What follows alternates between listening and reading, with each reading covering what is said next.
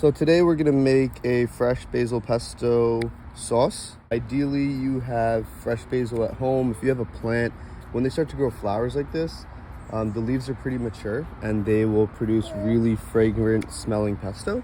Stay tuned on how we clean them and turn them into some sauce. We're gonna use this cheese flight we got from Costco. We're gonna grate some of this Pecorino Toscano and this Fontal. This is gonna go in the pesto itself, and then we're gonna toss this into the pasta. But only need a couple tablespoons of this. Here we're gonna grate this Fontal cheese. It's actually coated with like toasted chili and spice.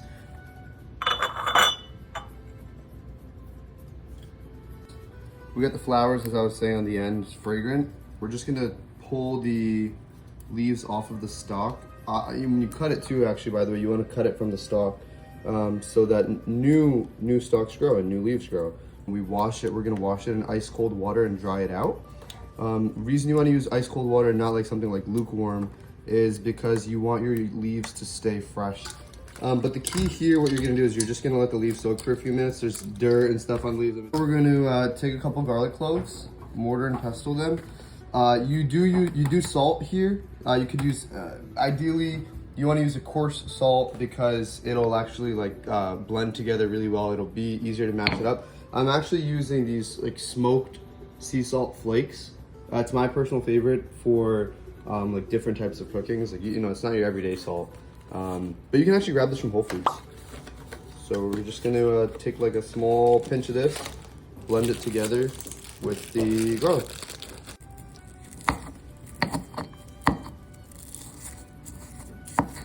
You're gonna create a small, like a creamy paste out of this. And then from here, you'll add in your basil leaves.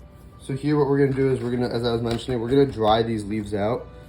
Just hit it with some paper towels. That's it, over and over until they're nice and dry. Now we got the paste, right? The garlic and the salt. We are going to take a couple leaves at a time and simply show them some love with this pesto and pulverize them. Halfway done with our leaves. At this point, your nuts that you're choosing to use, I'm choosing to use pine nuts, but this is our essentially like our pine nut, basil, salt, garlic mixture. At this point, you want to add your cheese. I'm using the Pecorino Toscano, half our cheese.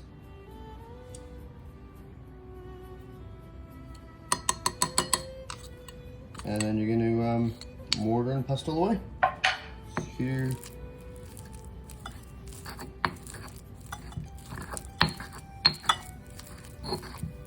Now at this point we have the basil, the pine nuts, the salt, the garlic, and the cheese all blended together in the paste. And the final step is you want to drizzle in a high quality olive oil.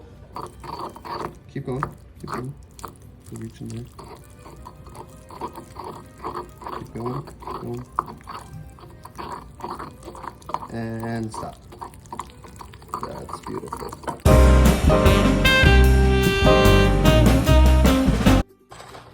At this point, we have the boiled pasta. We're going to do half a tablespoon of butter. And just kind of coat it up real quick in here, like that.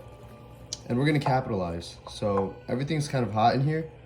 We're going to go ahead and actually add our pesto. Probably about a tablespoon and a half.